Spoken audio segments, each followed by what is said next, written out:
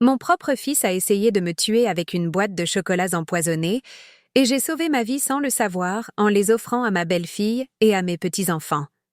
Quand il m'a appelé pour me demander si j'avais mangé les chocolats, je lui ai répondu que non, que je les avais donnés à Laura et aux enfants. Le silence à l'autre bout du fil était assourdissant. Puis il a hurlé comme un désespéré. « Tu as fait quoi ?»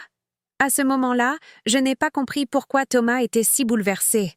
Je pensais qu'il était en colère parce que j'avais donné son cadeau à d'autres personnes. Quelle naïveté! Je m'appelle Eliane. J'ai 69 ans. Pendant 40 ans, j'ai tout sacrifié pour mon fils, Thomas. Tout. Ma jeunesse, mes rêves, mes économies. Je l'ai adopté alors qu'il n'avait que 2 ans, après la mort de ses parents biologiques dans un accident. Je lui ai donné mon nom de famille, mon amour inconditionnel, ma vie entière. Mais ce jour-là, le jour de mon 69e anniversaire, tout a changé. Cette boîte de chocolats artisanaux arrivée à ma porte ressemblait à un magnifique cadeau d'un fils reconnaissant. Les chocolats étaient exquis. Chers. Ils étaient représentés dans une boîte élégante avec une carte qui disait « À la meilleure mère du monde, avec amour, Thomas ». J'étais si touché. Cela faisait des mois que je n'avais reçu aucun geste affectueux de sa part. Depuis qu'il avait épousé Laura, tout avait changé. Elle était arrivée comme une tempête dans nos vies, remplissant la tête de mon fils de poison contre moi. « Ta mère est trop curieuse, » disait-elle. « Tu es trop vieux pour qu'elle s'occupe encore de toi, » lui murmurait-elle à l'oreille. Et Thomas, mon Thomas, le garçon que j'avais élevé avec tant d'amour, a commencé à changer. Petit à petit, il s'est éloigné. Les visites sont devenues plus rares, les appels plus froids, les étreintes plus distantes. Mais je gardais espoir. Je continuais de croire que mon fils redeviendrait la personne qu'il était avant. Ce matin-là, quand les chocolats sont arrivés, j'ai pensé que c'était enfin arrivé, que mon fils s'était souvenu à quel point il m'aimait, que Laura n'avait pas réussi à détruire complètement le lien que nous avions tissé pendant tant d'années. Les chocolats avaient en l'air délicieux. Ils provenaient d'une marque exclusive, du genre qui coûte une fortune. Chaque pièce était une œuvre d'art, décorée de détails dorés et de formes parfaites. Mais moi, oh, j'ai toujours été comme ça, pensant toujours aux autres avant moi. Ces chocolats sont trop bons pour moi toute seule, ai-je pensé. Laura et les enfants en profiteront bien plus. Les petits ont toujours été ma faiblesse. Malgré tout le mépris que leur mère me témoignait, j'adorais ces enfants. C'étaient mes petits-enfants, le prolongement de mon Thomas, la seule chose pure qui restait dans cette relation toxique. Alors, j'ai pris la boîte, je l'ai soigneusement réemballée, et je me suis dirigée vers la maison de Thomas, qui se trouvait à une courte distance en voiture de chez moi, dans la vallée de Chevreuse.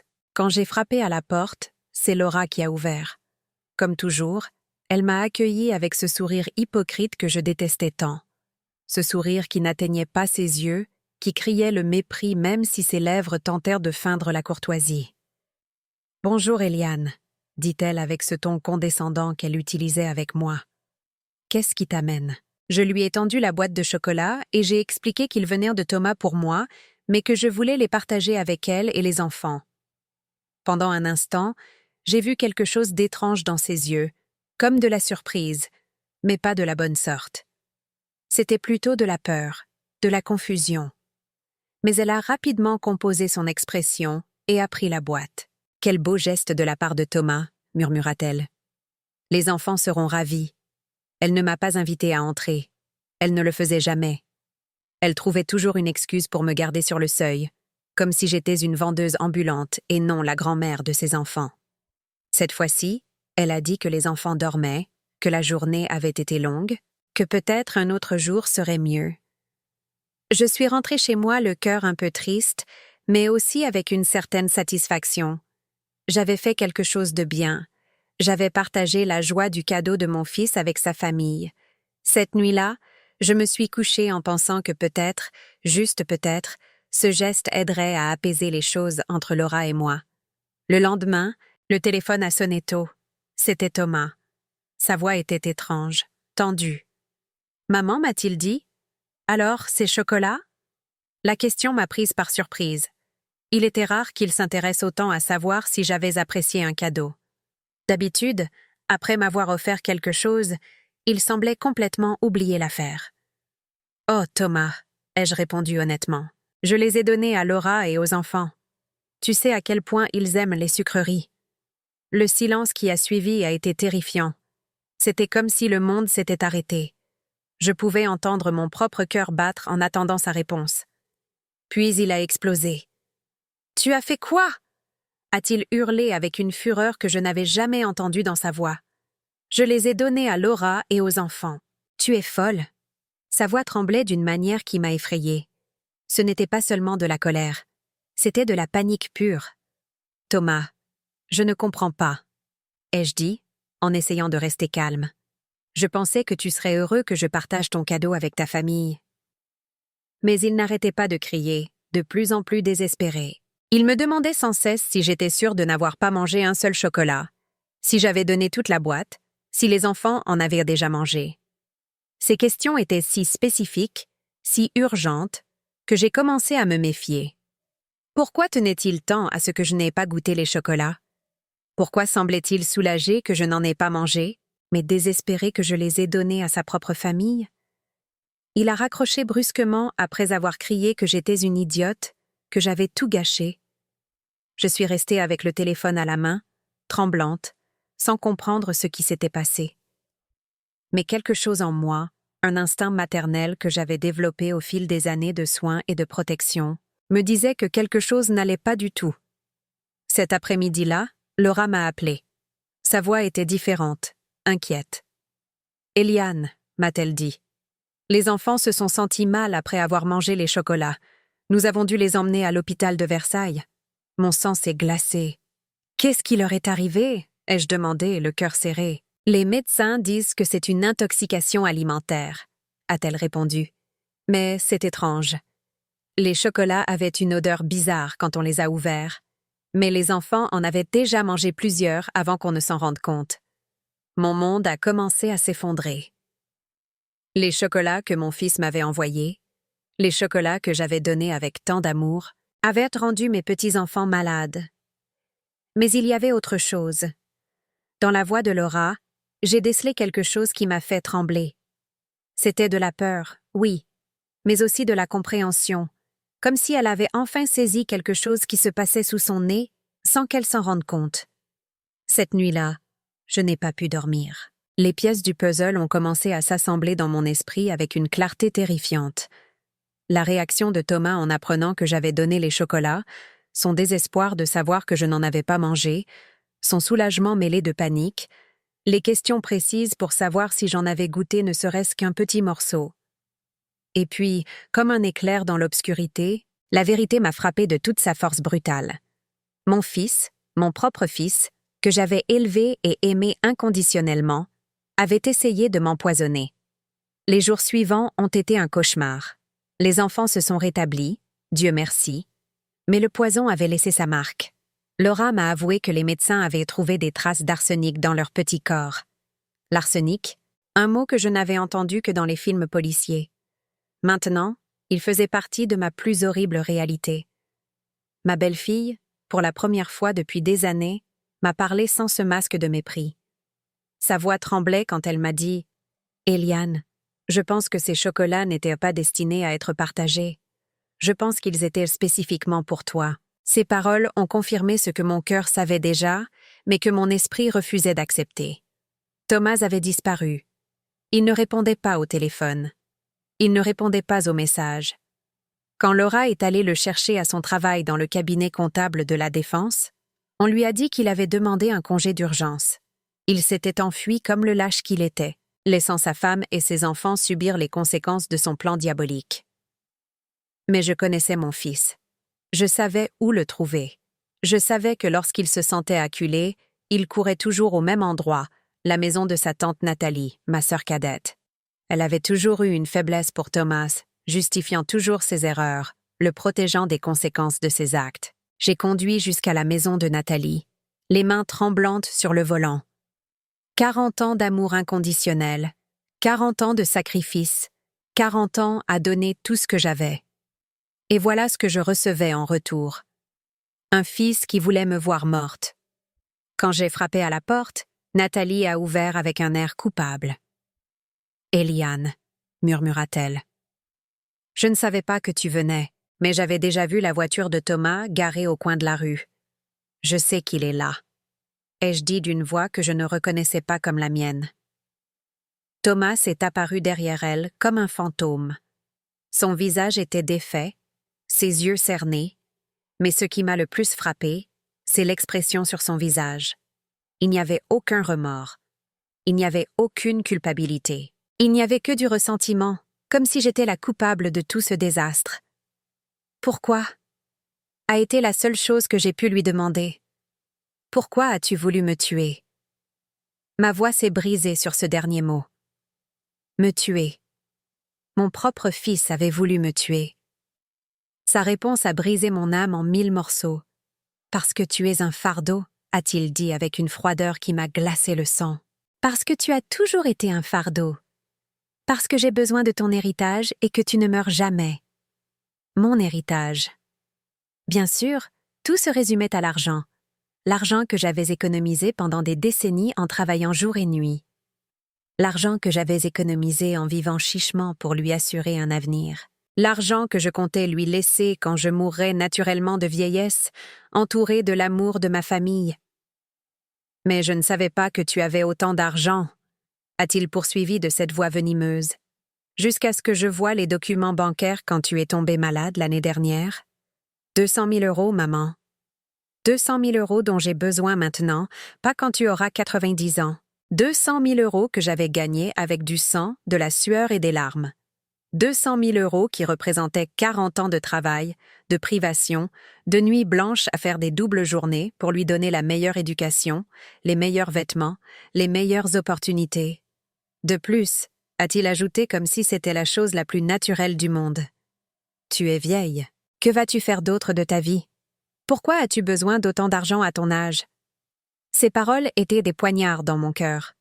Chaque syllabe était une trahison plus profonde que la précédente. Nathalie a essayé d'intervenir. « Thomas, ne parle pas comme ça, » murmura-t-elle, mais il l'a fait taire d'un regard. « Tante, tu sais que j'ai raison. Elle a déjà vécu sa vie. J'ai une famille à soutenir, des enfants à éduquer, un avenir devant moi. Un avenir construit sur mon cadavre, » ai-je répondu avec une amertume que je ne savais pas que j'avais en moi. Un avenir acheté avec ma mort. Il m'a regardée avec mépris, comme si j'étais la folle, comme si j'étais la méchante dans cette histoire tordue. « Ne sois pas dramatique, » m'a-t-il dit. Ça allait être rapide. Les chocolats contenaient assez d'arsenic pour que ça ressemble à une crise cardiaque naturelle. Personne n'aurait rien soupçonné. Tu serais morte paisiblement dans ton sommeil, et j'aurais hérité de ce qui allait m'appartenir de toute façon. Ces paroles ont révélé la profondeur de sa trahison. Ça n'avait pas été une impulsion, un moment de folie. Ça avait été un plan calculé, méticuleux, froid. Il avait fait des recherches sur le poison. Il avait acheté les chocolats les plus chers pour en masquer le goût. Il avait calculé la dose exacte. Ma mort avait été planifiée avec le même dévouement que j'avais mis à planifier ses anniversaires pendant tant d'années. « Et que s'est-il passé ?» lui ai-je demandé. « Pourquoi ton plan parfait n'a-t-il pas fonctionné ?» Son visage s'est tordu en une grimace de frustration. « Parce que tu es trop stupide pour manger les chocolats que ton propre fils te donne, » m'a-t-il craché au visage. « Parce que tu dois toujours être la martyre. Tu dois toujours tout donner. Tu dois toujours être la sainte mère désintéressée. » L'ironie était suffocante. Le défaut même qu'il me reprochait, ma tendance à donner plutôt qu'à recevoir, avait été ce qui m'avait sauvé la vie. Mon instinct de partager le cadeau avec ses enfants avait détruit son plan homicide. Mais le pire, a-t-il poursuivi avec une colère croissante, c'est que maintenant Laura sait tout. Les enfants ont failli mourir à cause de toi, à cause de ta satanée compulsion à partager ce qui ne t'appartient pas. Il me blâmait. Après avoir essayé de m'assassiner, il me blâmait pour l'empoisonnement de ses propres enfants. Laura était apparue dans l'embrasure de la porte pendant notre conversation. Son visage était pâle, ses yeux pleins de larmes. Elle avait tout entendu. La confirmation finale que son mari avait non seulement essayé de tuer sa belle-mère, mais qu'il avait été prêt à sacrifier ses propres enfants dans le processus. « Thomas, a-t-elle dit d'une voix brisée, comment as-tu pu? Comment as-tu pu mettre nos enfants en danger ?» Il s'est tourné vers elle avec la même froideur qu'il m'avait montrée. « Parce qu'il n'allait rien se passer, » a-t-il répondu. « Parce que le poison était pour elle, pas pour vous. »« Mais tu savais que je partage toujours tout avec les enfants, » a crié Laura. « Tu savais qu'il y avait une chance qu'ils mangent ces chocolats. » Thomas a haussé les épaules comme s'il parlait de la météo. « C'était un risque calculé, » a-t-il marmonné. « Un risque calculé. Les enfants que j'avais aidés à élever, les enfants qui remplissaient mes après-midi de joie quand tout le reste était devenu gris, avaient été un risque calculé pour lui dans son plan pour m'assassiner. À ce moment-là, j'ai compris que le fils que j'avais élevé, le garçon que j'avais adopté et aimé comme s'il était sorti de mon propre corps, était mort depuis longtemps. L'homme en face de moi était un étranger dangereux, qui avait pu me regarder dans les yeux pendant des années, tout en planifiant ma mort. « C'est fini », lui ai-je dit avec un calme qui m'a surprise. « Tout est fini entre nous. » Il a ri, d'un rire amer et cruel. « Que vas-tu faire, maman? Appeler la police? Dénoncer ton propre fils? Tu sais que tu ne feras jamais ça. Tu es trop faible. Trop faible. Pendant 40 ans, j'avais été trop faible pour lui dire non, trop faible pour fixer des limites, trop faible pour voir que mon amour inconditionnel l'avait transformé en monstre. Mais ce jour-là, dans cette maison, face à la preuve de sa trahison absolue, quelque chose a changé en moi. « Tu as raison », lui ai-je dit. « J'ai été trop faible pendant trop longtemps, mais ça s'arrête aujourd'hui. » Je me suis retournée et j'ai commencé à marcher vers la porte. Attends de voir ce qu'une femme faible peut faire quand elle trouve enfin sa force. Ses cris m'ont suivi dans la rue. Il a crié que j'étais une ingrate. Qu'après tout ce qu'il avait fait pour moi, je l'abandonnais. Tout ce qu'il avait fait pour moi, le comble du cynisme. Essayer de me tuer était dans son esprit tordu quelque chose qu'il avait fait pour moi. Cette nuit-là, dans la solitude de ma maison, j'ai pleuré comme je n'avais pas pleuré depuis des décennies. J'ai pleuré pour le fils que j'avais perdu, pour les années perdues, pour l'amour trahi. Mais par-dessus tout, j'ai pleuré pour la femme que j'avais été. Naïve, permissive, aveugle au mal qui grandissait sous mes yeux. Quand les larmes ont cessé, j'ai pris une décision. Thomas avait raison sur un point. J'étais trop faible. Mais cette femme faible mourrait ce soir-là. Demain, une nouvelle Eliane naîtrait. Une Eliane qui avait appris que l'amour sans limite n'est pas une vertu, c'est de la complicité. Une Eliane qui avait découvert que parfois, pour se protéger, il faut devenir ce que ses ennemis attendent le moins. Mon téléphone a sonné.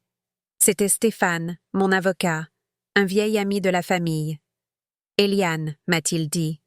Laura m'a appelé. Elle m'a tout raconté. « Est-ce que tu vas bien ?» Pour la première fois depuis des jours, j'ai souri. « Je vais parfaitement bien, Stéphane. Et j'ai du travail pour toi. La transformation n'a pas été immédiate, mais elle a été totale. » Au cours des semaines suivantes, pendant que Thomas croyait m'avoir détruite émotionnellement, je construisais les fondations de ma vengeance.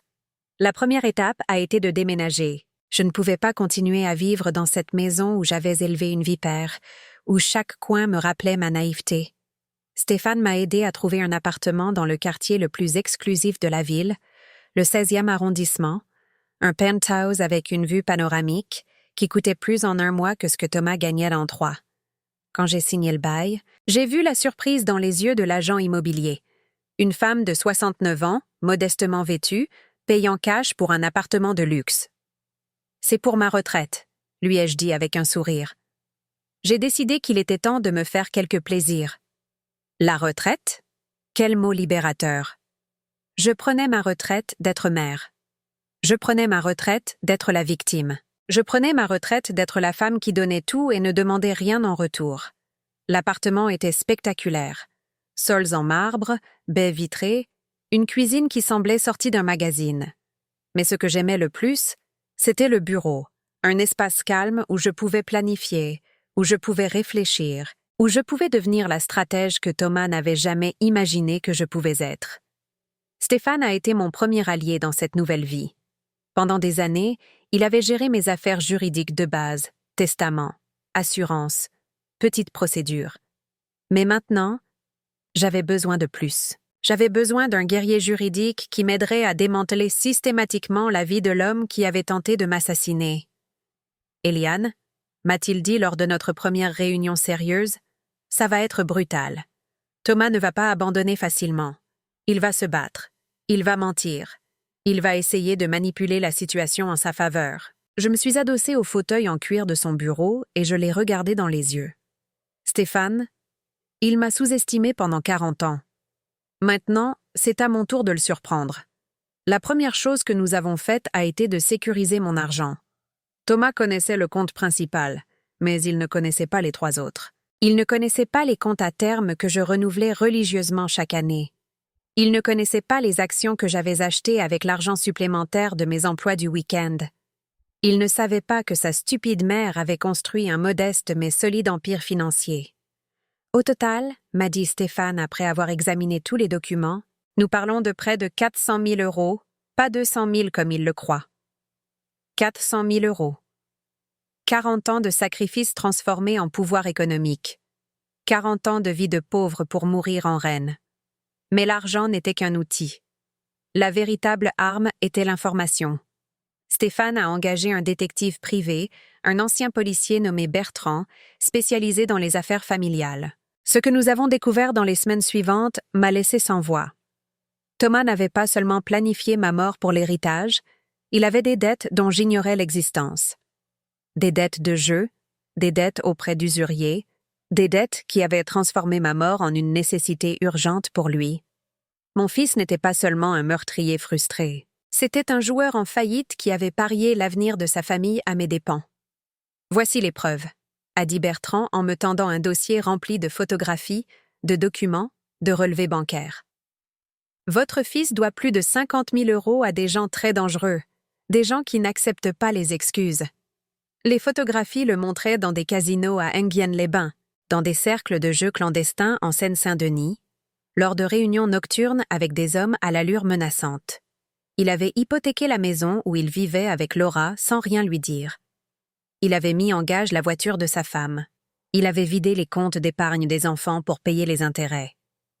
Mon fils n'était pas seulement un meurtrier. C'était un voleur qui avait volé l'avenir de sa propre famille. Laura ne sait rien de tout ça, a poursuivi Bertrand. Il lui ment depuis des mois. Il lui dit qu'il a des problèmes au travail, que les paiements sont en retard, qu'ils doivent faire des économies. Mais la vérité est qu'il utilise l'argent du ménage pour jouer. L'information était dévastatrice, mais elle était aussi parfaite. Thomas avait construit sa propre prison avec ses mensonges et ses addictions. Je n'avais qu'à pousser les barreaux pour que tout s'effondre. Pendant ce temps, il pensait m'avoir vaincu. 3 semaines s'étaient écoulées depuis notre confrontation chez Nathalie, et je n'avais donné aucun signe de vie. Je ne l'avais pas appelé. Je ne m'étais pas présentée chez lui. Je n'avais fait aucun drame. Dans son esprit narcissique, cela confirmait sa théorie. J'étais trop faible pour l'affronter, mais je travaillais. Chaque jour depuis mon nouvel appartement, je coordonnais les prochains mouvements avec Stéphane. Chaque nuit, je passais en revue les rapports de Bertrand, en apprenant davantage sur le monstre que mon fils était devenu. Chaque aube, je planifiais la prochaine étape de ma vengeance méticuleuse. La première phase était psychologique. J'avais besoin que Thomas se sente en contrôle, qu'il ait gagné. J'avais besoin qu'il devienne complaisant, qu'il baisse sa garde. C'est pourquoi je n'avais donné aucun signe de vie. C'est pourquoi je l'avais laissé croire que je me cachais dans un coin en pleurant et en me sentant vaincue. Stéphane m'avait expliqué le processus juridique. Nous avons des preuves de la tentative d'empoisonnement. Il m'a dit que les analyses médicales des enfants, le témoignage de Laura, les enregistrements que vous avez faits de ses aveux. Oui, j'avais enregistré toute notre conversation chez Nathalie. Un petit appareil que Bertrand m'avait donné, caché dans mon sac à main. Mais Stéphane a poursuivi. Un procès pénal sera long et compliqué. Il y aura une couverture médiatique. Il y aura un scandale public. Êtes-vous préparé à cela? J'étais plus que préparée. Après 40 ans dans l'ombre, j'étais prête à sortir à la lumière et à montrer au monde qui était vraiment Thomas. De plus, a-t-il ajouté avec un sourire. Nous avons des preuves de fraude, de détournement de fonds et de manipulation financière. Nous pouvons le détruire économiquement avant même que le procès pénal ne commence. Économiquement, le mot sonnait délicieusement. Thomas avait essayé de me tuer pour de l'argent. Maintenant, il allait perdre tout son argent pour avoir essayé de me tuer. Pendant ces semaines de silence, j'ai aussi travaillé sur moi-même. J'ai engagé Yolande, une styliste personnelle qui a complètement transformé mon image. Adieu les vieux vêtements conservateurs. Adieu les cheveux gris et négligés. Adieu la posture voûtée de la femme vaincue. Quand Yolande a fini avec moi, je ne me suis pas reconnue dans le miroir. Mes cheveux étaient teints d'un brun élégant, coupés dans un style moderne qui m'a rajeuni de 10 ans. Mes vêtements étaient sophistiqués mais pas ostentatoires. Des tailleurs de qualité, des chaussures de créateur, des accessoires discrets mais chers. « Eliane, m'a dit Yolande en admirant son travail, vous avez l'air d'une femme de pouvoir. Une femme de pouvoir. J'aime le son de ça. Pendant 40 ans, j'avais été une femme de service, une femme de sacrifice, une femme de l'ombre. Il était maintenant temps d'être une femme de pouvoir. Le dernier élément de ma transformation était le plus important, mon attitude. J'ai engagé un coach personnel, une psychologue spécialisée en émancipation féminine. Eliane, m'a-t-elle dit lors de notre première séance, vous devez cesser de vous voir comme une victime. Vous êtes une survivante. Vous êtes une guerrière. Les séances ont été révélatrices. Pendant des décennies, j'avais confondu l'amour avec la soumission, la gentillesse avec la permissivité, la maternité avec l'abnégation totale. J'avais élevé un monstre parce que j'avais eu peur d'être une mauvaise mère si je fixais des limites. Le véritable amour, m'a expliqué la psychologue, inclut des conséquences. S'il n'y a pas de conséquences pour les mauvaises actions, il n'y a pas d'amour. Il y a de la complicité. Complicité.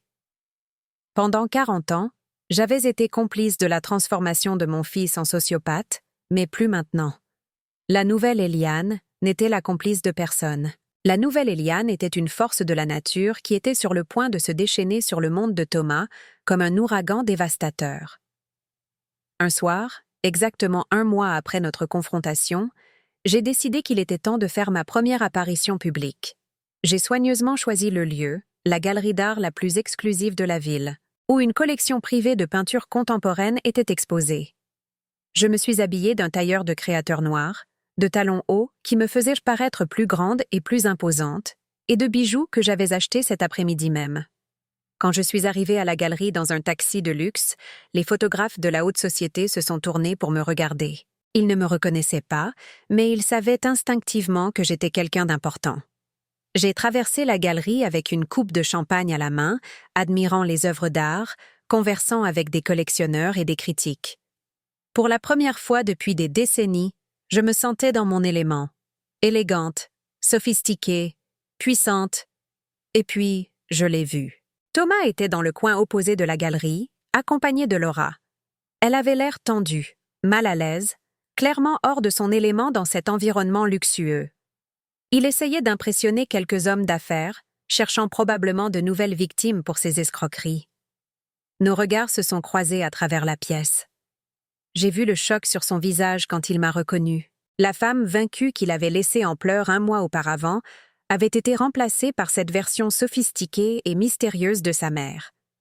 Je me suis approchée lentement, savourant chaque pas. Quand je l'ai atteint, je lui ai souri avec une douceur venimeuse. « Bonjour, Thomas », lui ai-je dit d'une voix qui suintait le pouvoir. « Quelle surprise de te croiser ici. » Son visage était devenu pâle. Laura me regardait avec un mélange d'admiration et de confusion. Les hommes d'affaires qui parlaient avec Thomas se sont tournés vers moi avec curiosité. « Maman » a-t-il balbutié. « Qu'est-ce que tu fais ici ?» Sa voix tremblait légèrement. Pour la première fois de sa vie, ma présence l'intimidait. « Je profite de ma retraite », ai-je répondu en prenant une gorgée de champagne. J'ai décidé qu'il était temps de me faire plaisir. Le mot « retraite » a résonné dans l'air comme une menace voilée. Les hommes d'affaires nous regardaient avec intérêt. Il était évident qu'il y avait une tension familiale, mais il était aussi évident que je n'étais pas la victime qu'ils avaient imaginée. « La retraite » a demandé poliment l'un d'eux. De quoi prenez-vous votre retraite, madame?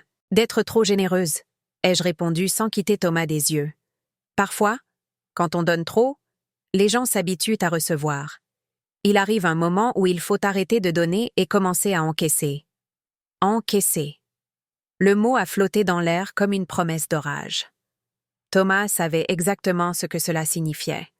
Il savait que son temps de prendre sans donner était terminé. Il savait que la chasse avait commencé, et maintenant, il était la proie. Les jours suivants ont été d'une tension exquise. Thomas savait que quelque chose avait changé, mais il ne savait pas quoi. Il m'avait vue à la galerie, transformée en une femme qu'il ne reconnaissait pas, et cela le mettait mal à l'aise. Il a commencé à m'appeler de manière obsessionnelle, mais je n'ai pas répondu. J'ai laissé ses appels aller sur la messagerie vocale où je pouvais entendre sa nervosité croissante. « Maman, réponds au téléphone », disait-il dans ses messages. « Nous devons parler. J'ai besoin de savoir ce que tu prépares. » Ce que tu prépares? Pour la première fois de sa vie, c'était lui qui avait peur de moi. Pour la première fois, j'étais le prédateur et il était la proie. Stéphane avait commencé la phase juridique de ma vengeance. La première chose a été de déposer une plainte au civil pour tentative de meurtre avec toutes les preuves que nous avions recueillies, les analyses médicales des enfants, les enregistrements audio, les témoignages de Laura et du personnel médical qui avait soigné mes petits-enfants. « Eliane, m'a dit Stéphane dans son bureau, ce procès va être un scandale. Les médias vont couvrir l'affaire. Votre histoire sera dans tous les journaux télévisés. » Parfait. Je voulais que le monde entier sache qui était vraiment Thomas. Je voulais que ses voisins de Versailles, ses collègues, ses amis sachent qu'il avait tenté d'assassiner sa propre mère. Mais la plainte civile n'était que l'apéritif. Le plat principal était l'enquête que Bertrand avait achevée sur les activités illégales de Thomas. Fraude hypothécaire, utilisation abusive des fonds familiaux, escroquerie auprès d'usuriers, évasion fiscale. Mon fils avait construit un château de cartes financier qui était sur le point de s'effondrer. « Voici tous les documents », a dit Bertrand en me tendant 3 dossiers remplis de preuves. « Votre fils vole sa propre famille depuis des mois. Laura peut le poursuivre pour fraude conjugale et récupérer tout ce qu'il a volé. Fraude conjugale. » Les mots sonnaient délicieusement. J'ai décidé qu'il était temps d'avoir une conversation avec Laura. Malgré tous nos problèmes passés, elle était aussi une victime de Thomas. Elle avait aussi été trompée, manipulée, volée, et surtout, elle était la mère de mes petits-enfants, les enfants qui avaient failli mourir à cause de leur père. Je l'ai invitée à déjeuner dans le restaurant le plus élégant de la ville. Quand elle est arrivée, j'ai vu la surprise dans ses yeux en voyant ma nouvelle version. Je n'étais plus la belle-mère modeste et résignée qu'elle avait connue pendant des années. J'étais une femme de pouvoir qui avait décidé de prendre le contrôle de son destin. « Laura, lui ai-je dit après que nous ayons commandé nos salades, nous devons parler. » Elle a hoché la tête nerveusement. Elle savait que quelque chose de grand se préparait. « Je sais tout sur les dettes de Thomas. Je sais pour le jeu, pour les usuriers, pour l'hypothèque qu'il a mise sur votre maison sans que vous le sachiez. » Son visage s'est décomposé. « Comment sais-tu ça ?» a-t-elle murmuré. « Parce que j'ai engagé des enquêteurs, » ai-je répondu calmement. « Parce que j'ai décidé de cesser d'être la victime et de devenir la chasseresse. » Je lui ai tendu l'un des dossiers que Bertrand avait préparé. Tout est là. Documents, photographies, relevés bancaires. Laura a parcouru les papiers les larmes aux yeux. Chaque page était une trahison plus profonde.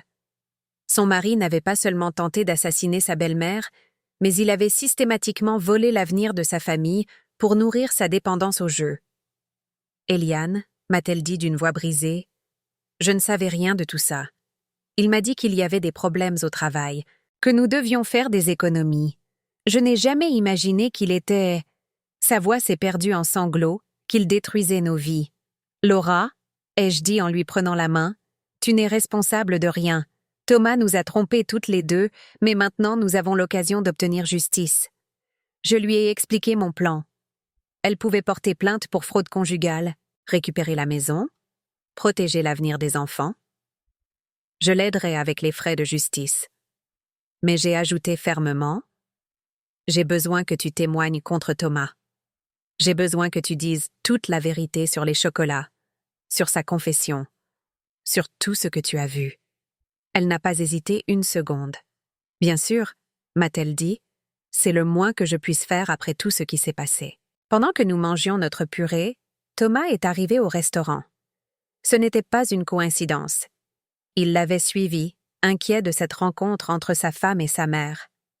Quand il nous a vus ensemble, partageant des documents, son visage s'est transformé en un masque de panique.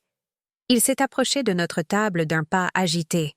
« Qu'est-ce que vous faites » a-t-il demandé d'une voix tendue. « De quoi parlez-vous » Son désespoir était palpable. Il savait que son monde de mensonges s'effondrait. « Nous parlons de toi » ai-je répondu avec un sourire froid. « Nous parlons de tes dettes, de tes mensonges, de la façon dont tu as volé ta propre famille. » Thomas a regardé les documents sur la table et son visage s'est complètement effondré. « Laura, a-t-il plaidé auprès de sa femme, n'écoute pas cette vieille folle. Elle essaie de te manipuler pour nous séparer. » Vieille folle. Même dans ce moment de panique totale, il ne pouvait pas s'empêcher de m'insulter. Il était incapable de montrer du respect ou du remords. « Thomas » lui a dit Laura d'une voix que je n'avais jamais entendue auparavant, une voix pleine de force et de détermination. « Je sais tout maintenant. Je sais pour le jeu, pour les dettes, pour l'hypothèque. Je sais que tu mens depuis des mois. » Il a essayé de nier, mais elle l'a interrompu. « Et je sais que tu as essayé de tuer ta mère. » Elle a crié les derniers mots, attirant l'attention de tout le restaurant. Les convives se sont tournés vers nous, murmurant entre eux. Thomas a réalisé qu'il était observé et a baissé la voix, mais son désespoir était de plus en plus évident. « Laura, s'il te plaît, » lui a-t-il chuchoté. « Nous pouvons arranger ça. Nous pouvons nous en sortir ensemble. Tu n'as pas besoin d'écouter cette femme. Elle a toujours essayé de nous séparer, toujours en train de manipuler, toujours en train de blâmer les autres, ne prenant jamais la responsabilité de ses actes. »« Non, » a répondu fermement Laura. « C'est fini. Fini les mensonges. Fini la manipulation. Je vais protéger nos enfants et cela signifie les éloigner de toi. » Elle s'est levée de table, a pris son sac et s'est dirigée vers la sortie. « Mes avocats prendront contact avec toi. » Thomas est resté là, à côté de notre table, tremblant de rage et d'impuissance. Quand Laura est partie, il s'est tourné vers moi avec une fureur qui m'a rappelé pourquoi j'avais décidé de le détruire. « C'est de ta faute » a-t-il sifflé entre ses dents. « Tu as ruiné mon mariage. Tu as détruit ma famille. » « Je n'ai rien détruit » ai-je répondu avec un calme surnaturel. « Je n'ai fait que mettre la vérité en lumière. Ton mariage a été ruiné quand tu as décidé de devenir un menteur et un voleur. Ta famille a été détruite quand tu as décidé d'essayer d'assassiner ta mère. Je me suis levée de table et je l'ai regardé droit dans les yeux. Et ce n'est que le début. Ces menaces m'ont suivi dans la rue. « Tu vas le regretter » a-t-il crié alors que je me dirigeais vers mon taxi. « Tu vas payer pour avoir détruit ma vie, détruire sa vie. » Il avait littéralement tenté de détruire la mienne. Et maintenant, il se plaignait parce que je me défendais. Cette nuit-là, Stéphane m'a appelé avec des nouvelles. « Eliane, la plainte est déjà en cours de traitement. Les médias ont commencé à appeler. Ils veulent des interviews. Ils veulent votre version de l'histoire. » C'était exactement ce à quoi je m'attendais. « Planifiez les interviews », lui ai-je dit. « Il est temps que le monde sache la vérité. » La première interview a eu lieu avec le journal télévisé le plus regardé du pays, le journal de 20 heures sur France 2. Je suis arrivée au studio impeccablement vêtue, avec l'assurance d'une femme qui avait trouvé son pouvoir. La journaliste m'a reçue avec curiosité et compassion. « Madame Eliane » m'a-t-elle dit devant les caméras. « Racontez-nous votre histoire. Comment avez-vous découvert que votre fils avait tenté de vous empoisonner ?» Je lui ai tout raconté. Les chocolats, la réaction de Thomas, l'empoisonnement des enfants, sa confession froide et calculée. J'ai parlé calmement, sans dramatiser, laissant les faits parler d'eux-mêmes. « Que ressent une mère quand elle découvre que son fils veut la tuer ?» m'a demandé la journaliste. « Elle se sent libre », ai-je répondu. Elle se sent libérée d'une illusion qu'elle a entretenue pendant 40 ans. Elle se sent libre de cesser de protéger quelqu'un qui ne l'a jamais protégée. L'interview est devenue virale. En quelques heures, mon histoire était sur tous les réseaux sociaux. Les commentaires étaient majoritairement de soutien. Des centaines de femmes m'ont écrit pour me raconter leurs propres histoires d'enfants ingrats, de familles toxiques, d'amour non partagé. Mais la partie la plus satisfaisante était les commentaires sur Thomas. Ses collègues de travail ont commencé à le reconnaître comme le fils qui avait tenté d'assassiner sa mère. Ses voisins ont commencé à le regarder avec mépris. Ses amis ont commencé à s'éloigner de lui. Le scandale le suivait partout. Quand il allait au supermarché, les gens le montrèrent du doigt et chuchotaient. Quand il arrivait au travail, ses collègues l'évitaient. Quand il sortait de chez lui, il sentait les regards réprobateurs de tout le quartier. Mais je savais que ce n'était que le début. L'humiliation publique était satisfaisante, mais la vraie justice était encore à venir. Les procès, la perte de ses biens, la destruction complète de la vie qu'il avait construite sur des mensonges et des trahisons. Thomas avait sous-estimé la femme qu'il avait élevée pendant 40 ans. Il avait pensé qu'il pourrait se débarrasser de moi comme on jette un bout de papier. Maintenant, il découvrait qu'il avait réveillé un monstre bien plus puissant et impitoyable que lui. La chasse avait officiellement commencé et j'étais un prédateur qui avait attendu 40 ans pour montrer ses griffes. Le processus judiciaire a avancé comme une avalanche inarrêtable. Stéphane avait déposé toutes les plaintes simultanément. Tentative de meurtre, fraude familiale, escroquerie aggravée et une action civile pour dommages moraux s'élevant à 500 000 €. Thomas s'est réveillé un lundi et a découvert que sa vie avait explosé en 1000 morceaux. Ses comptes bancaires ont été immédiatement gelés. Le peu d'économies qu'il lui restait après son jeu compulsif a été bloqué, pendant que l'origine des fonds était examinée. Son salaire a été saisi pour assurer le paiement des poursuites civiles. Du jour au lendemain, il s'est retrouvé sans le sou. « Eliane, m'a rapporté Stéphane avec satisfaction, votre fils est ruiné. Il ne peut pas se payer un avocat décent. Il va devoir se contenter d'un avocat commis d'office. Un avocat commis d'office contre le meilleur cabinet d'avocats de la ville. La bataille était inégale dès le départ, mais le plus délicieux était de voir comment son monde social s'effondrait. La vidéo de mon interview télévisée avait généré un tel scandale que les médias ont commencé à enquêter plus profondément sur la vie de Thomas. Bientôt, ses dettes de jeu, ses escroqueries envers ses collègues et ses mensonges systématiques ont été mis en lumière. Son patron l'a convoqué à une réunion d'urgence. « Thomas, a-t-il dit, l'entreprise ne peut pas se permettre d'avoir son nom associé à ce scandale. Vous êtes licencié, avec effet immédiat. 20 ans de travail dans la même entreprise, anéanti par un scandale qu'il avait lui-même créé. Les usuriers, qui le pressaient pour ses dettes de jeu, ont vu les nouvelles et ont décidé d'accélérer leur recouvrement. Ils savaient que s'ils n'agissaient pas rapidement, ils ne récupéreraient pas un seul euro. Ils ont commencé à se présenter à son domicile, à l'appeler à toute heure, le menaçant ouvertement. Un soir, alors que je savourais un verre de vin dans mon appartement de luxe, j'ai reçu un appel de Laura. Elle pleurait. « Eliane, m'a-t-elle dit entre deux sanglots. Des hommes sont venus à la maison, des hommes armés. Ils ont dit que si Thomas ne les paie pas demain, ils prendront la maison et tout ce qu'il y a dedans. »« Où est Thomas ?» lui ai-je demandé. « Il a disparu », a-t-elle répondu. Quand il a vu ces hommes, il s'est enfui par la porte de derrière. Il m'a laissé seule avec les enfants pour affronter ces criminels. Lâche jusqu'au bout. Quand les choses se sont corsées, il a abandonné sa famille pour sauver sa propre peau. « Laura, lui ai-je dit fermement, prends les enfants et va chez ta mère ce soir. Demain matin, nous allons régler ça. » Le moment était venu de montrer ma prochaine carte. Le lendemain matin, je suis arrivée à la maison de Thomas, accompagnée de Stéphane et de 2 gardes du corps que j'avais engagés. Les usuriers étaient là, inspectant la propriété, calculant ce qu'ils pouvaient prendre pour couvrir la dette. Quand ils m'ont vu arriver, ils se sont approchés avec curiosité. « Madame ?» m'a dit le chef du groupe, un homme costaud avec des cicatrices sur les mains. « Vous êtes de la famille de Thomas ?»« Je suis sa mère. » Ai-je répondu avec le même calme que j'utiliserais pour parler de la météo. « Et j'ai une proposition. J'ai sorti un chèque signé de mon sac à main. C'est le montant exact que mon fils vous doit, leur ai-je dit. 53 000 €.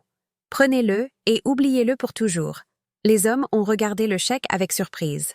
Il ne s'attendait pas à ce qu'une femme élégante se présente avec 53 000 € en liquide. « Pourquoi feriez-vous ça pour lui ?» m'a demandé le chef. « Je ne le fais pas pour lui, » ai-je répondu. « Je le fais pour ma belle-fille et mes petits-enfants. Ils ne sont pas responsables de vivre avec un joueur. » L'homme a pris le chèque, l'a examiné attentivement et a finalement hoché la tête. « Marché conclu. Votre fils n'a plus de dette avec nous. » Quand ils sont partis, Laura est sortie de la maison les larmes aux yeux. « Eliane, a-t-elle dit, je ne peux pas accepter que tu paies les dettes de Thomas. Je ne les paie pas pour lui, ai-je expliqué. Je les paie pour vous tous, et ce n'est pas gratuit. Je lui ai tendu un document que Stéphane avait préparé. C'est un acte de transfert de propriété, ai-je expliqué. La maison est maintenant à ton nom. Thomas n'a plus aucun droit légal sur elle. Et ceci, lui ai-je tendu un autre papier, est un contrat de prêt. Tu me dois 53 000 €, mais tu peux me les rembourser en petites mensualités sur les 20 prochaines années. C'était un accord parfait. Laura était protégée. Les enfants avaient un foyer sûr. Et Thomas perdait sa dernière ressource économique. Quand il se montrerait enfin, il découvrirait qu'il ne possédait plus rien. Cet après-midi-là, Thomas a enfin daigné m'appeler. Sa voix était désespérée, brisée. « Maman, a-t-il plaidé, j'ai besoin de ton aide. Les usuriers vont me tuer si je ne les paie pas. J'ai besoin d'argent. J'ai besoin que tu me pardonnes. J'ai besoin... » « Thomas, l'ai-je interrompu froidement, j'ai déjà payé tes dettes. » J'ai pu entendre son soupir de soulagement à l'autre bout du fil. « Merci, maman. Je savais que tu ne m'abandonnerais pas. Je le savais. Mais je ne l'ai pas fait pour toi, » ai-je poursuivi. « Je l'ai fait pour Laura et les enfants, et tu n'as plus de maison. Je l'ai transféré au nom de ta femme. » Le silence qui a suivi a été absolu. « Quoi » a-t-il finalement murmuré. « La maison n'est plus à toi. Ta femme me doit l'argent, pas toi. Tu n'as plus rien à voir avec cette propriété. » Sa respiration est devenue agitée. « Tu ne peux pas faire ça, » a-t-il crié. « C'est ma maison. Je l'ai achetée. Tu l'as achetée avec de l'argent que tu as volé ?»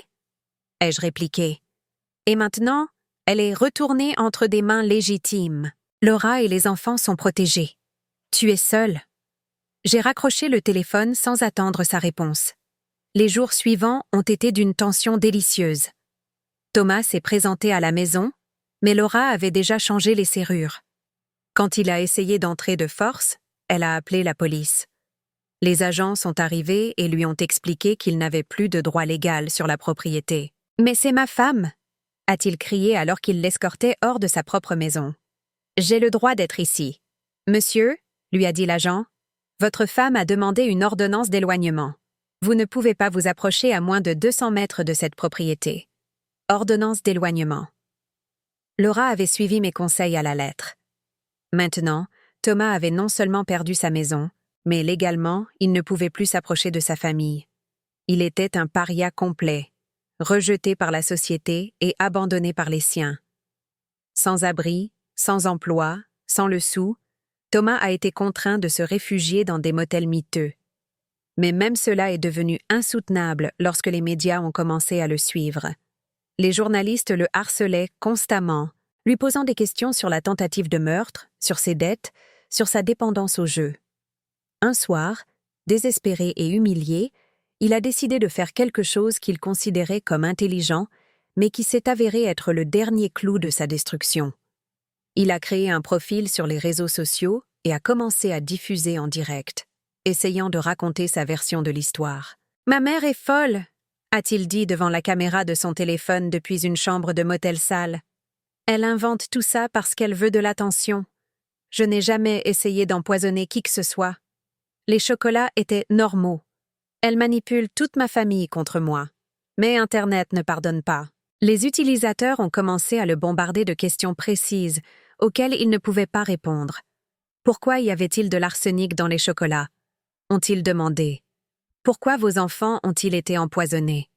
Ont-ils insisté? Où est la preuve que votre mère ment? Sa diffusion est devenue virale, mais pas de la manière qu'il attendait. Elle est devenue virale comme un exemple de narcissisme pathologique, comme la confession en direct d'un homme qui ne pouvait pas accepter la responsabilité de ses actes. Les commentaires étaient brutaux, impitoyables, sans pitié. Ce type pense vraiment qu'on est stupide, a écrit quelqu'un. Sa propre femme le dénonce, et il dit que tout est un mensonge, a ajouté un autre. Psychopathe typique, toujours en train de blâmer les autres, a commenté un troisième. Mais ce qui a vraiment scellé son sort, c'est quand quelqu'un lui a demandé directement « Si vous êtes innocent, pourquoi ne poursuivez-vous pas votre mère pour diffamation ?» Thomas est resté sans voix. Il ne pouvait pas me poursuivre parce qu'il savait que j'avais toutes les preuves. Il ne pouvait pas nier la tentative d'empoisonnement parce que les preuves étaient irréfutables. Son silence à cette question a été interprété par tout le monde comme un aveu de culpabilité. La diffusion s'est terminée brusquement quand il a commencé à recevoir des menaces de mort en direct. Il avait essayé de manipuler l'opinion publique et avait obtenu exactement le contraire. Le lendemain, des extraits de sa diffusion étaient dans tous les journaux télévisés. Des analystes du comportement l'ont disséqué comme un cas d'école de narcissisme malin. Des psychologues ont expliqué à la télévision comment son incapacité à accepter la responsabilité était typique des personnalités antisociales. Thomas avait réussi quelque chose que je n'aurais pas pu accomplir même avec la meilleure équipe de relations publiques. Il avait détruit sa propre réputation si complètement et publiquement qu'il n'y avait pas de retour en arrière possible. Il était devenu le méchant national, le symbole de l'ingratitude filiale poussée à l'extrême. Mais pour moi, le plus satisfaisant n'était pas son humiliation publique. C'était la tranquillité que je voyais dans les yeux de Laura quand je lui rendais visite, la sécurité que mes petits-enfants ressentaient dans leur propre maison, la paix que j'avais trouvée en m'éloignant de la toxicité qui avait dominé ma vie pendant des décennies. La justice formelle était encore en cours, mais la justice poétique avait déjà été rendue. Le fils qui avait tenté de me tuer pour de l'argent n'avait plus un seul euro. L'homme qui avait méprisé mon amour implorait maintenant mon pardon. Le manipulateur avait été exposé et rejeté par tous. Et moi, la victime qui avait passé 40 ans en silence, j'avais enfin trouvé ma voie. Les mois qui ont suivi ont été d'une transformation totale. Tandis que Thomas s'enfonçait de plus en plus dans sa propre misère, je m'épanouissais comme jamais auparavant dans ma vie. L'appartement de luxe était devenu mon sanctuaire, un lieu où, pour la première fois depuis des décennies, je pouvais respirer sans le poids de la manipulation constante. Stéphane me tenait informé de l'avancement des affaires judiciaires. « Eliane » m'a-t-il dit lors d'une de nos réunions hebdomadaires, le procureur de la République est très intéressé à poursuivre Thomas pour tentative de meurtre. Les preuves sont accablantes. Les enregistrements audio, les témoignages médicaux, les aveux qu'il avait lui-même faits, tout formait un dossier solide et irréfutable. De plus, a poursuivi Stéphane avec un sourire, son avocat commis d'office essaie de négocier une reconnaissance de culpabilité. Il sait qu'il ne peut pas gagner cette affaire. Une reconnaissance de culpabilité signifierait que Thomas devrait admettre publiquement devant un juge qu'il avait tenté d'assassiner sa propre mère. Mais ce qui me remplissait vraiment de satisfaction, c'était de voir comment Laura s'était épanouie après s'être libérée de la toxicité de son mariage. Sans les mensonges constants, sans le stress financier, sans la manipulation émotionnelle, elle était redevenue la femme forte que j'avais entrevue des années auparavant. Eliane, m'a-t-elle dit lors d'un de nos déjeuners hebdomadaires, pour la première fois depuis des années, je me sens libre. Les enfants sont heureux, en sécurité. Ils dorment paisiblement pour la première fois depuis des mois. Voir mes petits-enfants retrouver leur innocence, voir leur sourire sincère valait plus que toute vengeance que j'aurais pu planifier. Un après-midi, alors que je savourais un café sur la terrasse de mon appartement, j'ai reçu un appel inattendu. C'était Nathalie, ma sœur. Sa voix était embarrassée, coupable. « Eliane » m'a-t-elle dit, « je dois te parler. Je dois m'excuser. » J'ai décidé de la recevoir chez moi. Quand elle est arrivée, la différence entre nous était abyssale. J'avais l'air élégante, sereine, pleine de pouvoir. Elle avait l'air rongée par la culpabilité et la honte. « Eliane » a-t-elle commencé les larmes aux yeux?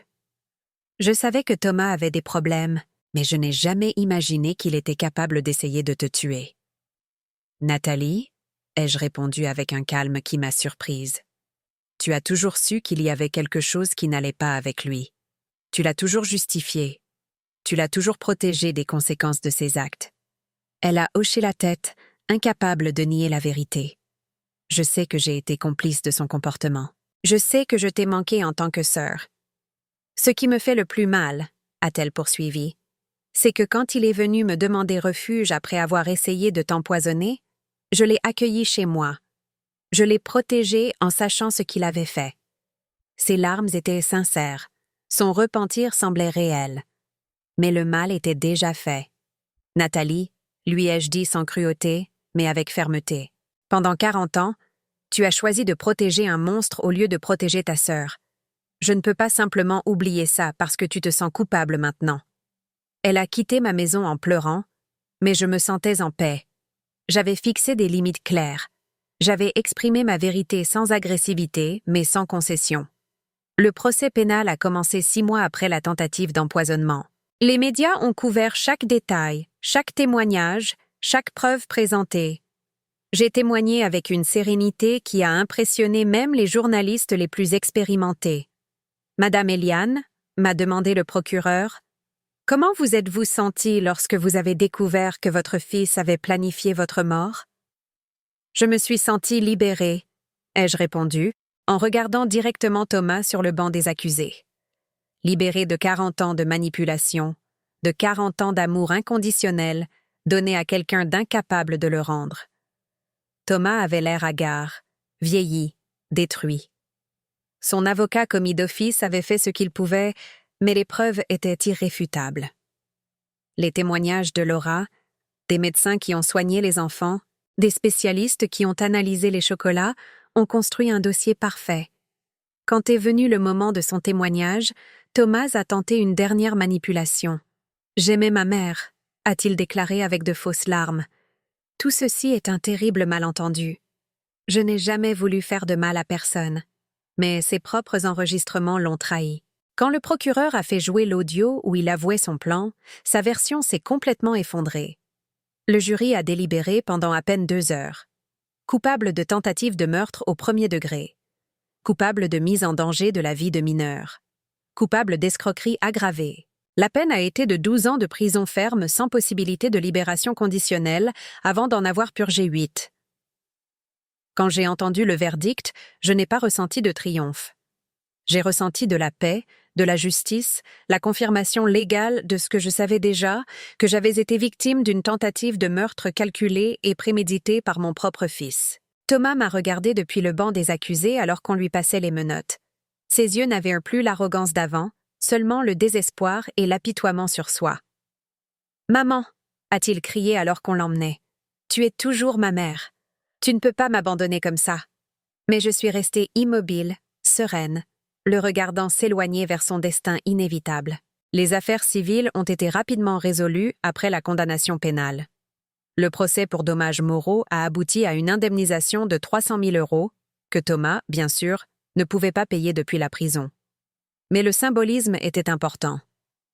Le système judiciaire avait officiellement reconnu le préjudice qu'il m'avait causé. Laura a obtenu le divorce et la garde exclusive des enfants. Thomas a perdu tous ses droits parentaux après avoir été reconnu coupable de mise en danger de leur vie. Mes petits-enfants étaient enfin légalement protégés de l'influence toxique de leur père. Un après-midi, en organisant mes nouveaux documents juridiques, j'ai trouvé une lettre que j'avais écrite mais jamais envoyée des années auparavant. C'était une lettre de remerciement à Thomas pour être le meilleur fils du monde.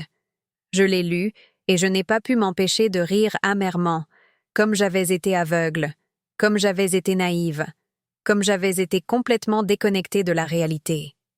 J'ai décidé d'écrire une nouvelle lettre, mais cette fois pour moi-même. « Chère Eliane, ai-je écrit, pendant 40 ans, tu as confondu l'amour avec la complicité. Tu as confondu la gentillesse avec la permissivité. Tu as confondu le sacrifice avec la vertu. Aujourd'hui, je célèbre le fait que tu as enfin appris la différence. Le jour de mes 70 ans, j'ai organisé une petite fête dans mon appartement. J'ai invité Laura et les enfants, Stéphane et sa femme, Yolande ma styliste, Bertrand le détective, des gens qui m'avaient aidé à reconstruire ma vie, qui m'avaient soutenu dans ma transformation. Quand j'ai soufflé les bougies de mon gâteau, j'ai fait un vœu silencieux qu'aucune femme n'ait à attendre ses 70 ans pour trouver sa force, pour fixer des limites, pour se défendre de ceux qui abusaient de son amour. Cette nuit-là, seule dans mon appartement, j'ai réfléchi au chemin que j'avais parcouru. De victime silencieuse à femme de pouvoir. De mère désintéressée à une personne qui se valorisait.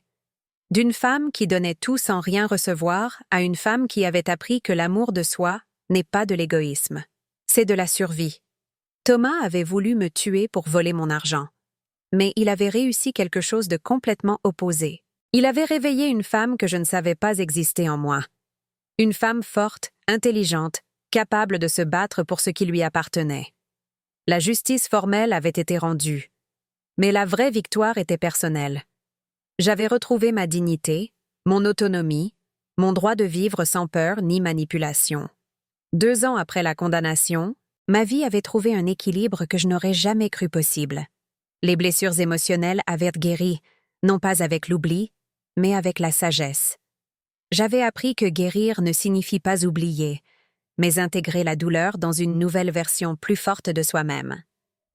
Ma routine quotidienne était un témoignage de ma liberté retrouvée. Je me réveillais sans le poids de l'anxiété que j'avais portée pendant des décennies. Je prenais des œufs brouillés et du bacon pour le petit déjeuner en lisant les nouvelles financières, car j'avais décidé d'apprendre à gérer personnellement mes investissements. Stéphane m'avait présenté Oscar, un conseiller financier éthique qui m'a appris que l'argent pouvait être un outil d'émancipation, pas seulement de survie.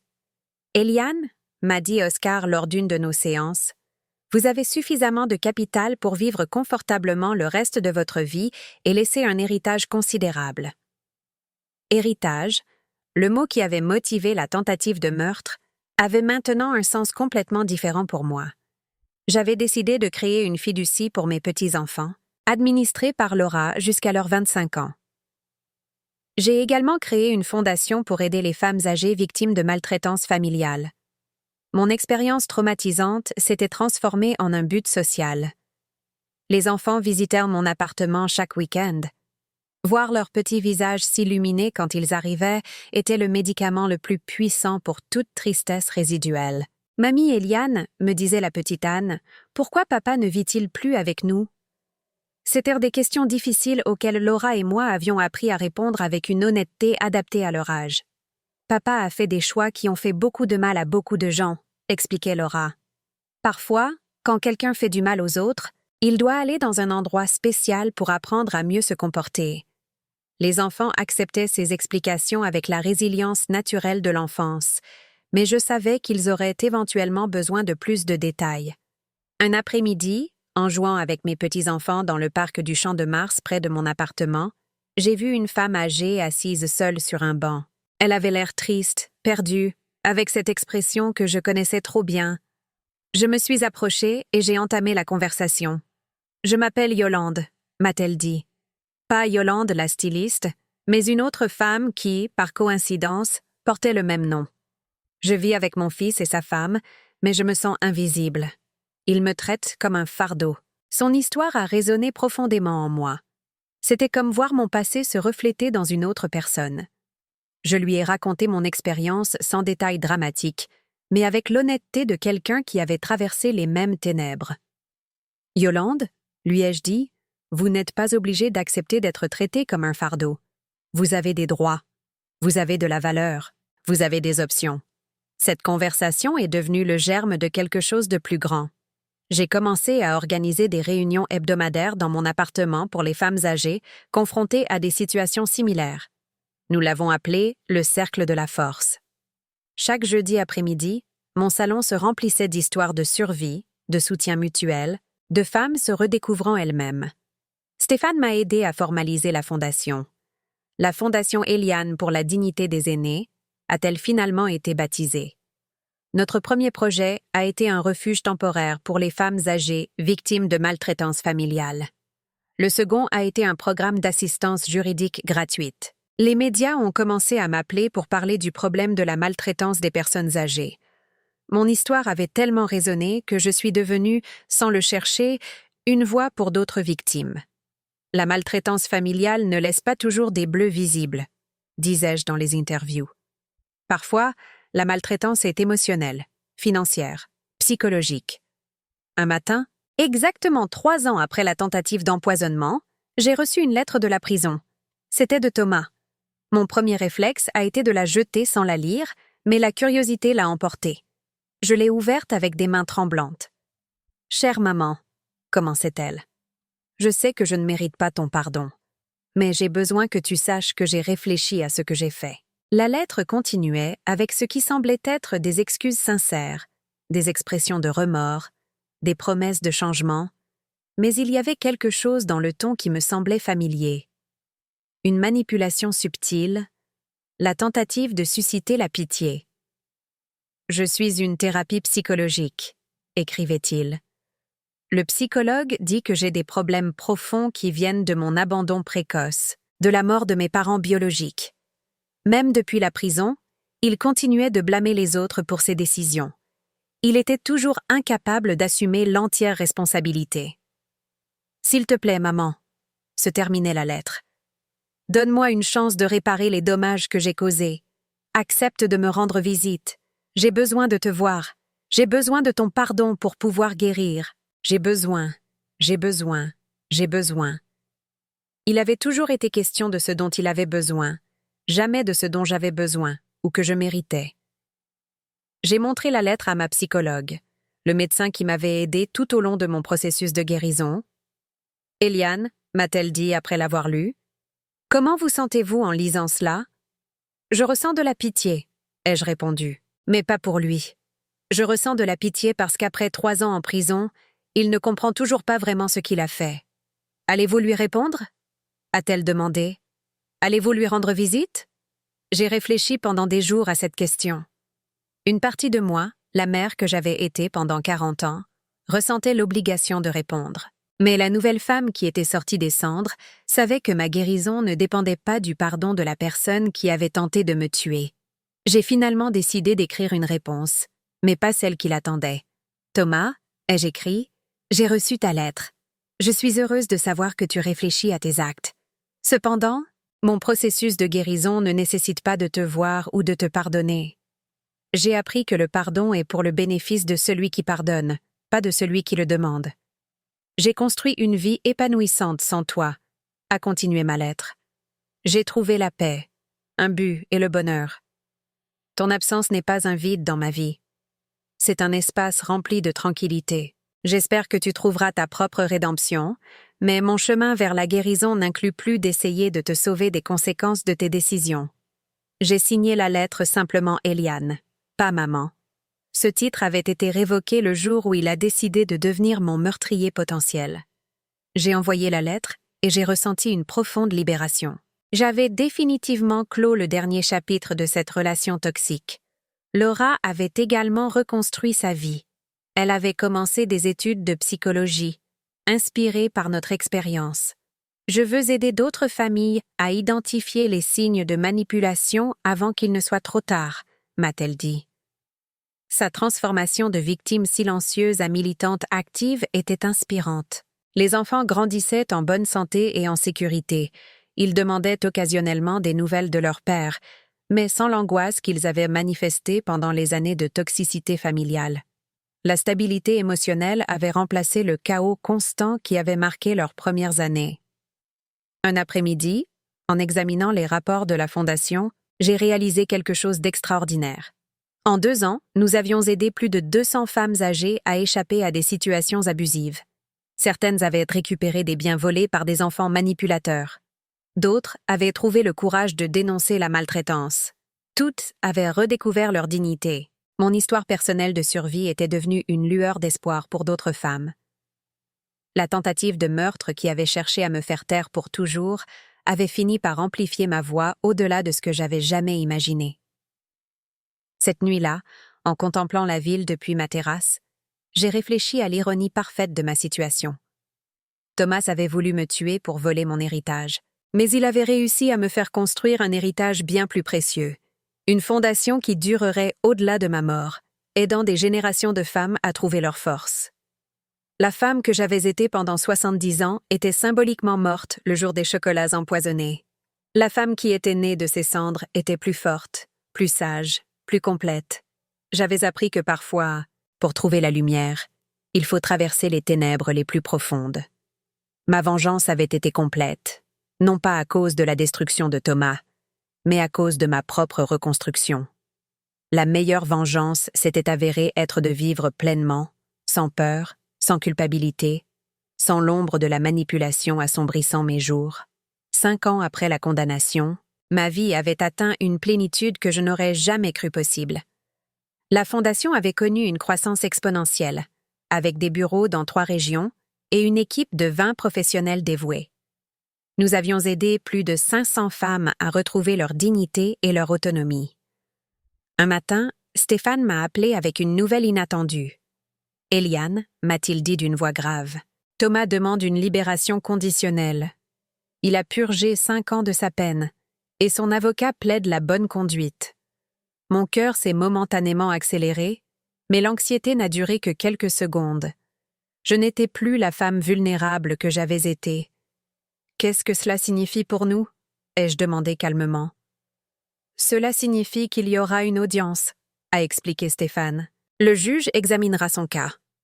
Il entendra des témoignages pour et contre sa libération.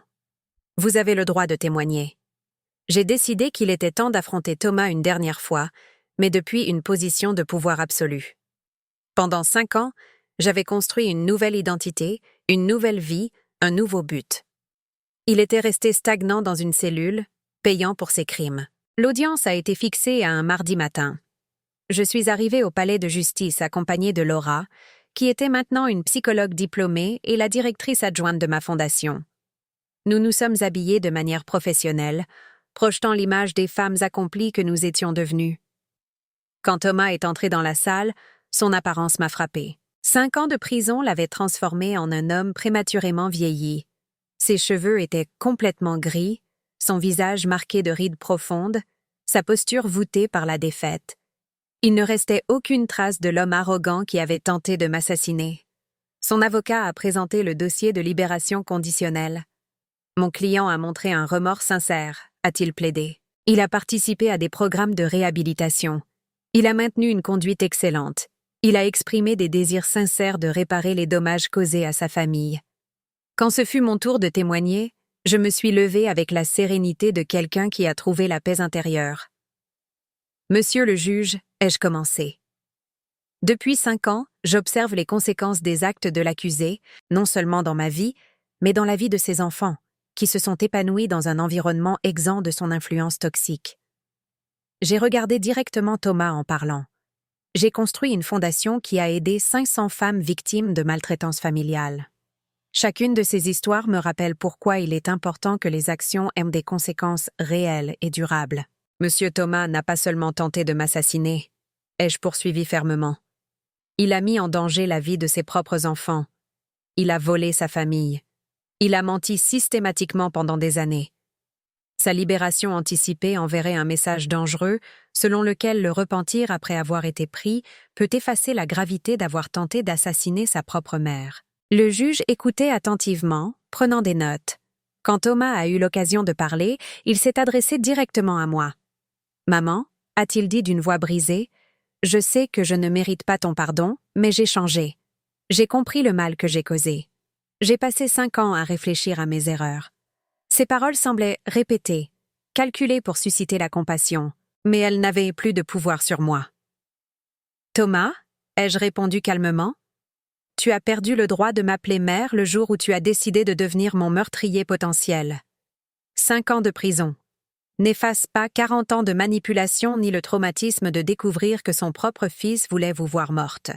Le témoignage de Laura a été dévastateur pour ses chances. En tant que psychologue professionnelle, elle a expliqué au juge les schémas de comportement narcissique et manipulateur qu'elle avait observés pendant des années. Les enfants ont prospéré sans la présence de leur père, a-t-elle déclaré. Ils ont développé une stabilité émotionnelle, une sécurité, une confiance. Sa libération représenterait un recul dans leur développement psychologique. Le procureur a présenté des preuves que Thomas avait tenté de contacter des usuriers depuis la prison, suggérant que ses problèmes de dépendance au jeu persistaient. Il avait également reçu de l'argent de sources non identifiées sur son compte de cantine, suggérant des liens continus avec des activités douteuses. après 2 heures de délibération, le juge a annoncé sa décision. Demande de libération conditionnelle rejetée, a-t-il déclaré. L'accusé purgera l'intégralité de sa peine. La nature préméditée de ces crimes, combinée au schéma de comportement manipulateur et au manque de remords sincères, rend sa libération anticipée inappropriée. Thomas s'est affalé sur sa chaise.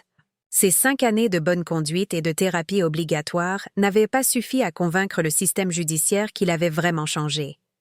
Il devrait purger 7 années de plus avant d'être à nouveau éligible à la libération conditionnelle. Quand nous avons quitté le palais de justice, j'ai ressenti une satisfaction profonde, mais tranquille. Ce n'était pas un triomphe vengeur, mais la confirmation que la justice avait prévalu. Thomas paierait entièrement pour ses crimes, tandis que je continuais à construire un héritage d'espoir et d'émancipation. Cet après-midi-là, lors de la réunion hebdomadaire de notre cercle de la force, j'ai partagé l'expérience avec les femmes du groupe.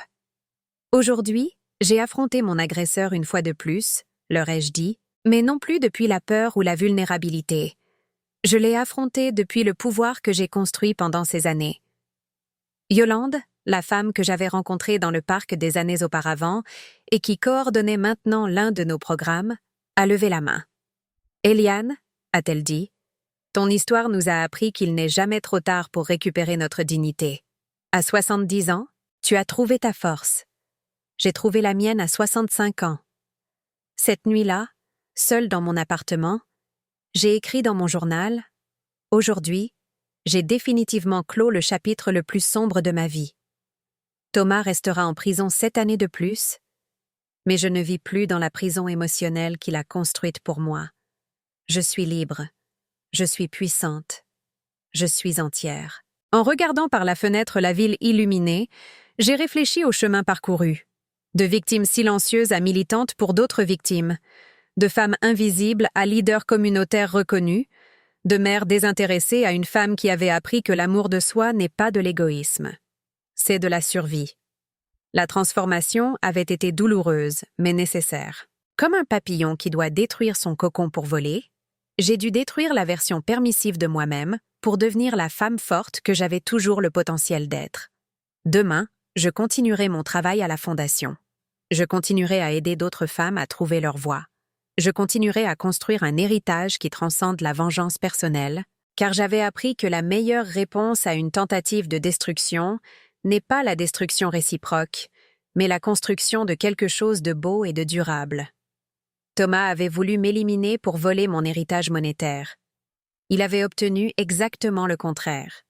Il avait éveillé un héritage bien plus précieux sous forme de force, de sagesse et de but que je partageais maintenant avec des centaines de femmes.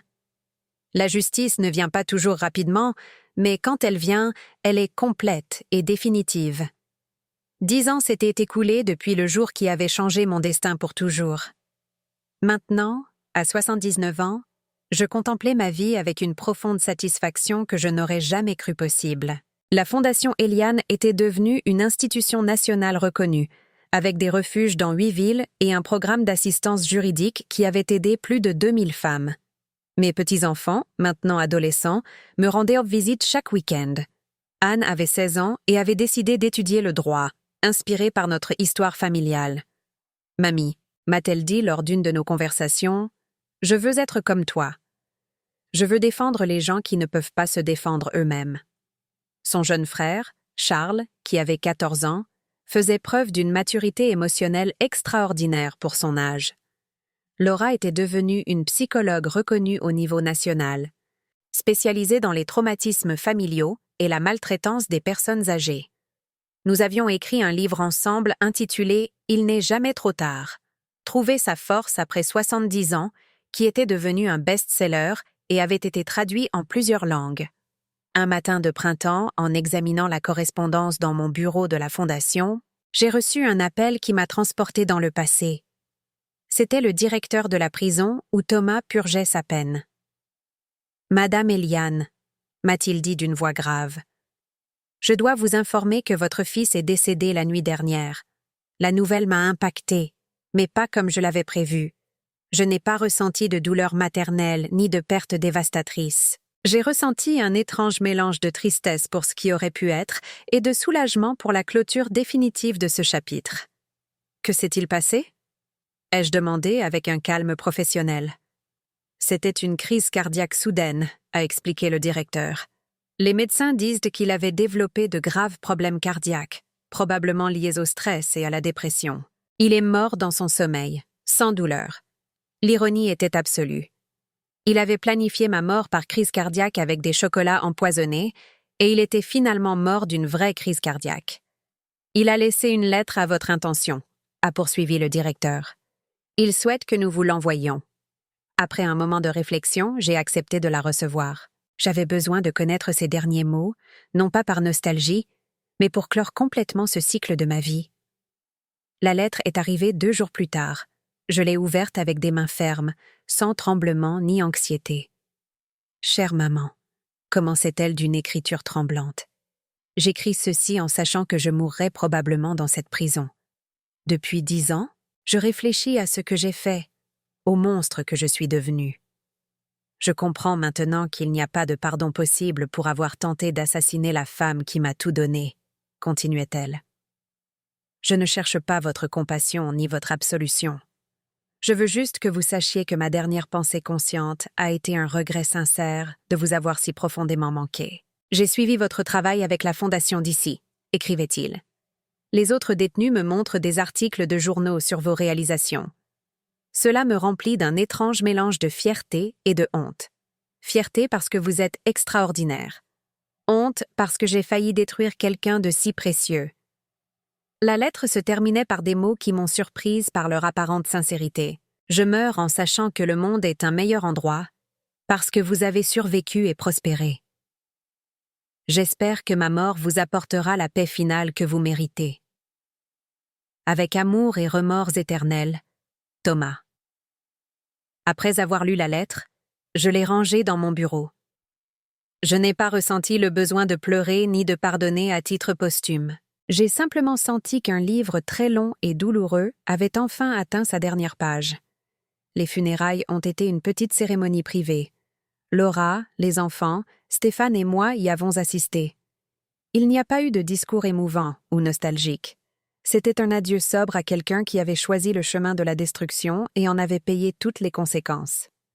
Anne, avec la sagesse de ses 16 ans, s'est approchée de moi après le service. « Mamie, a-t-elle dit, es-tu triste ?»« Je suis en paix, » ai-je répondu. Parfois, la tristesse la plus profonde est pour ce qui n'a jamais été, pas pour ce qui a été perdu. Cette nuit-là, dans la solitude de mon appartement, j'ai écrit la dernière entrée sur Thomas dans mon journal. Aujourd'hui, j'ai enterré le fils que j'ai adopté il y a 47 ans. Mais le fils que j'aimais vraiment est mort il y a 10 ans, le jour où il a décidé de devenir mon assassin. Aujourd'hui, je n'ai enterré que les restes de cette décision. Les mois suivants ont été d'une productivité extraordinaire. Sans l'ombre planante de Thomas, sans la possibilité de futures audiences judiciaires ou de confrontation, je me suis consacrée entièrement à l'expansion du travail de la Fondation. Nous avons créé un programme de bourses universitaires pour les femmes âgées qui voulaient reprendre leurs études après avoir échappé à des situations abusives. Nous avons également créé un centre de recherche sur la maltraitance des personnes âgées, dirigé par Laura. Nos études ont commencé à influencer les politiques publiques nationales pour la protection des personnes âgées. Mon expérience personnelle était devenue un catalyseur de changement social plus large. Pour mon 80e anniversaire, nous avons organisé un gala de bienfaisance pour la Fondation. L'événement a réuni des politiciens, des hommes d'affaires, des universitaires et, surtout, des centaines de femmes dont la vie avait été transformée par nos programmes. Lors de mon discours ce soir-là, j'ai réfléchi à la leçon centrale de mon expérience. J'ai appris que la gentillesse sans limite n'est pas une vertu. C'est de l'auto-négligence. J'ai appris que l'amour inconditionnel doit inclure l'amour de soi. J'ai appris que parfois, pour se sauver, il faut être prêt à décevoir ceux qui s'attendent à ce que vous vous sacrifiez sans fin. Mon histoire a commencé comme une tragédie, ai-je poursuivi, la tentative de meurtre par mon propre fils. Mais elle s'est transformée en une histoire de renaissance, de découverte, de but. Parce que j'ai choisi de ne pas rester dans le rôle de la victime, mais de transformer ma douleur en pouvoir pour aider les autres. Quand j'ai terminé mon discours, les 2000 personnes présentes se sont levées pour une ovation qui a duré 5 minutes. Mais ce qui m'a le plus ému, ce sont les larmes dans les yeux d'Anne et de Charles, mes petits-enfants, qui me regardaient avec une admiration qui avait été gagnée par l'exemple et la résilience. Cette nuit-là, de retour à la maison, je me suis assise sur ma terrasse pour contempler la ville. Il y a 10 ans, j'avais été une femme de 70 ans, vulnérable, manipulée, presque assassinée. Maintenant, j'étais une femme de 80 ans, puissante, respectée, avec un héritage qui durerait des générations. La vengeance la plus parfaite s'était avérée être la construction d'une vie extraordinaire. Thomas avait voulu m'éliminer pour voler mon argent, mais il avait réussi à éveiller mon véritable potentiel. Il avait voulu me faire taire pour toujours, mais il avait amplifié ma voix jusqu'à ce qu'elle devienne un cœur de femme émancipée. J'ai écrit dans mon journal cette nuit-là, « Je ne regrette pas de l'avoir adopté. Je regrette seulement de ne pas avoir compris plus tôt que la gentillesse ne doit jamais être pratiquée au détriment de l'autodestruction. Mon fils voulait me tuer. Mais au lieu de me détruire, il m'a libérée pour devenir celle que j'étais toujours censée être. » L'histoire était terminée, mais l'héritage ne faisait que commencer. Chaque femme qui trouvait sa force grâce à nos programmes était une victoire sur la mentalité qui avait créé Thomas. Chaque limite posée, chaque non ferme prononcé, chaque acte d'amour de soi était une révolution silencieuse contre la culture qui apprend aux femmes à tout donner sans rien recevoir. Il m'avait fallu 70 ans pour trouver mon pouvoir, mais j'avais utilisé chaque jour des 10 dernières années pour m'assurer que d'autres femmes n'auraient pas à attendre si longtemps. C'était mon véritable héritage. Pas l'argent, mais la sagesse. Pas les biens, mais le but. Pas la vengeance, mais la victoire par la transformation. Le cercle s'était parfaitement refermé, et j'étais en paix.